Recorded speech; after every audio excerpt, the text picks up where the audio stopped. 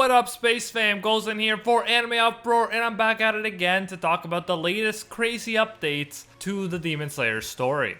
I did not see the twist that happened at the end coming, and it could be the most tragic one yet, so make sure to stay tuned for that. If you enjoy seeing these Demon Slayer videos on the channel, make sure to smash that like button to let me know. If you haven't, be sure to subscribe, and this is crucial, hit that notification bell because you will miss new Demon Slayer videos if you don't. For more Demon Slayer content and crucial updates about the new anime, movie, and seasons, make sure to follow us on Twitter and Instagram at AnimeUproar. A quick warning, there will be manga spoilers in this video. We're going to be talking about the latest chapter, chapter 184 after all. You've been warned. Now without further ado, let's jump into it. If you recall, in the last chapter, the Demon Slayers succeeded in getting Muzan above ground, in large part thanks to Yushiro. It's still nighttime, but at least there's hope now. If they can stall Muzan for long enough, the sun could potentially kill him. When Tanjiro comes to, he notices that they aren't just anywhere, they're in the city, where Muzan could potentially do a lot of damage. If innocent civilians start getting caught up in the mix, that would be a big problem and put the Demon Slayers at a significant disadvantage. We jump to Commander Kirya. The HQ team is concerned about how Muzan and the Demon Slayers are significantly far from the expected destination. No one probably expected for them to come out in a city, and despite what I thought was gonna happen last chapter, we have yet to see the reunion of the Demon Slayers. It seems like they didn't all come to the same place at the same time, so we have to wait longer for Demon Slayer Goku aka Gyomei to make it to the scene. Nevertheless, Kirya is impressed that in a skills showdown between Yushiro and Muzan, Yushiro succeeded in bringing Muzan to the surface. He thinks that what Yushiro accomplished is nothing short of amazing. Again, props to Yushiro, who turned out to be a total boss and way more useful than I expected him to be at first. Kirya asks one of his sisters how long it will take until sunrise. She is clearly panicked, and with beads of sweat all over her face, she comments that there is still an hour and a half. On hearing this, Kirya, who is similarly sweating, looks extremely panicked. After all, that is a long time against the Demon King of Pop.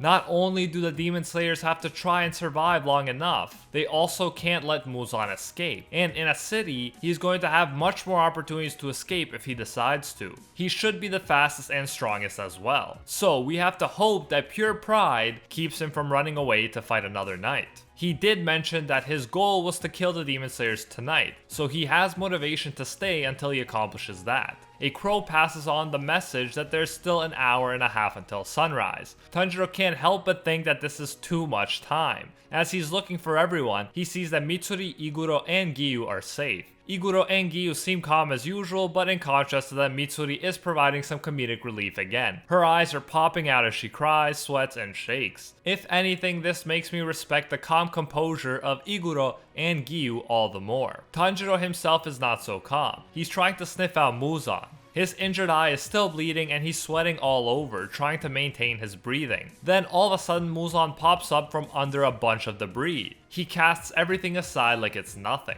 In the last video I talked about how Muzan would have to show any cards he has up his sleeves soon, and that could be another form. And at this point we see that Muzan has in fact adopted a different looking, more powerful form. He now has what appears to be 10 whips coming from his back, and they all have sharp blades at the end of them. Now it really seems like no one else is going to be able to get close to him. Even before, Tanjiro couldn't dodge him when he was fighting with 2 limbs, and now he has at least 10 more to fight with. Muzan asks if they actually intend to keep him here until sunrise. He invites them to try if they can, showing that he is down to fight at least for a time, instead of just running away and continuing to fight another night. The amount of devastation this guy can cause by just swinging around his limbs is absolutely crazy, but I guess that's to be expected from the main antagonist. At least he can't destroy the entire planet with a laser beam like Frieza. The 3 pillars do their best to dodge and then close in for the combined attack. My boy Iguro actually succeeds in cutting through Muzan's neck. We already knew that you can't kill Muzan by cutting off his neck, but we at least expected such an attack to slow him down a bit. However, that's not the case at all. Literally, as the sword is passing through the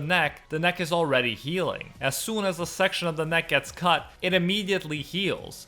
so you can't realistically even hope to detach Muzan's head unless Gyomei comes in with his wrecking ball. As far as swords go though, it seems like they don't weaken Muzan a single bit. I am wondering what would happen if one of those red tinged blades cut Muzan. I'm guessing such an attack would have to be more effective. It should at least take him longer to recover. We get a scene of how all of the pillars are attacking Muzan at once and it looks pretty awesome. We see that Gyu's sword is broken and we see Mitsuri's really cool blade bending around Muzan. However, they just can't do any damage to Muzan, and not surprisingly, Mitsuri is worried and wonders if they even cut him. Gyu points out that they did, but Muzan is such a monster, he regenerates the moment he's cut. Then the pillars realize they're dangerously close to Muzan and open to attack. Just as Mitsuri is about to get hit, a lower ranking Demon Slayer takes the hit for her. Some Demon Slayers take the hits for Iguro and Gyu. Gyu is shocked to see this. After all, pillars are supposed to protect the rest. That's how it usually goes. Here, my long-standing question is finally answered. I've been wondering for a while what purpose these weaker Demon Slayers would serve. I knew that they'd just be easily killed by Muzan, but it seems like that is part of their purpose. Their purpose is to become human shields for the pillars so that the pillars can fight longer. These guys bravely protect the pillars by sacrificing their own lives. It's like sacrificing pawns in a game of chess to protect your rooks. It does actually give the Demon Slayers a better chance of winning. Despite how much weaker these guys are, they did turn out to be useful, and you have to respect their courage and honor. It goes to show that even the weakest characters can make a significant difference. After all, if these three pillars were to die, the chances of beating Muzan would fall dramatically. I sometimes comment on how much I like the fact that beating an OP demon almost always includes teamwork in Demon Slayer. Rather than Frieza killing a bunch of people and Goku becoming a Super Saiyan and overpowering him single-handedly, we have fights where seemingly weaker characters like Genya and Yushiro end up playing instrumental roles in the demon battles. But this chapter takes it to a whole other level. All of these characters are way weaker than Genya and Yushiro, and they just played a vital role in the battle by saving the pillars. The mangaka's message seems to be clear. No matter how talented you are, you can always make a difference, if you can just muster up the courage to do the right thing. I'm truly touched by the sacrifice of these guys, and I don't think we should skim past this part without appreciating how much guts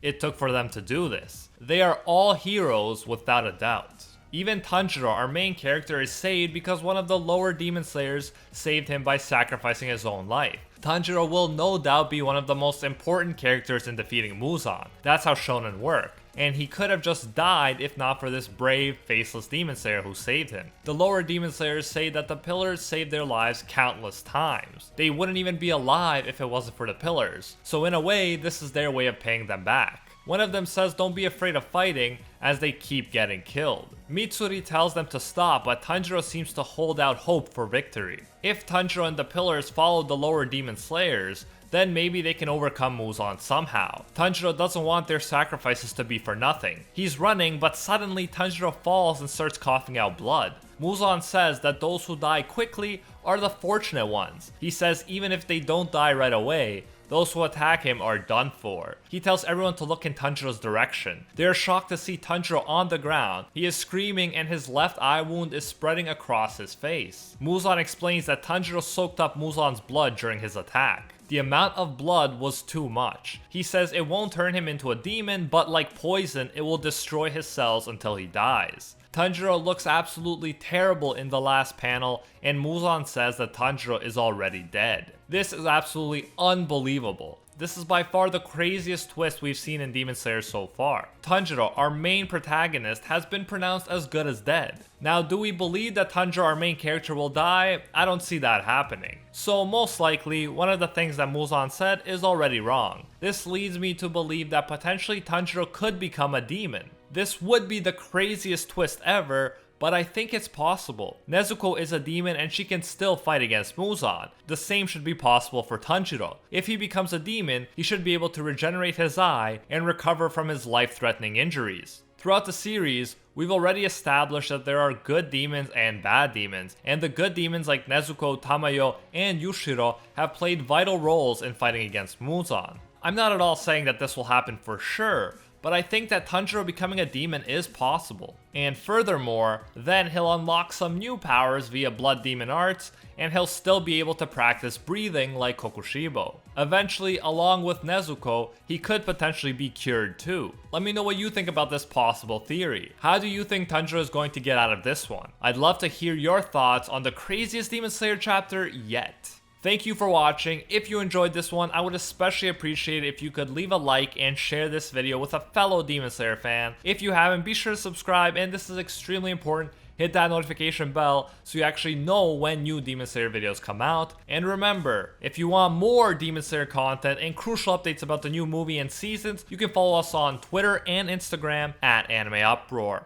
A big thank you goes out to our patrons over on Patreon who help make videos like this one possible. I'm blown away by the amount of patrons we have, and I'm extremely thankful to each and every one of you. I especially want to thank our Pro Hero tier patrons, the one and only Gilgamesh, Baby Ray, Nothing But a Fan, Jason Wilson, King Zeldris, $50 Beat, Ekarad GN, Anatoly Kazatsky, DJ Nathaniel, Alpha Dio, and Angel Cruz, and are the 1 tier patrons, the ones who stand atop all clans: Steven Ingrata, Alola Nata, Matty Mac 239, Makoto Kun, Seth Cooper, and the world. If you enjoy our work, you can support more of it by going over to patreon.com/AnimeUproar and becoming a patron today for as little as $1. If you do so, you'll get your name featured in future videos alongside these amazing people right here, and you'll even get access to our private patron-only Discord. So check out patreon.com/AnimeUproar, link in the description if you're interested. You can also now join the YouTube channel and support more content that way if you prefer. Whichever way you choose to support us, you can get the same great benefits. Thanks for everything. And until next time, see you, Space Cowboy.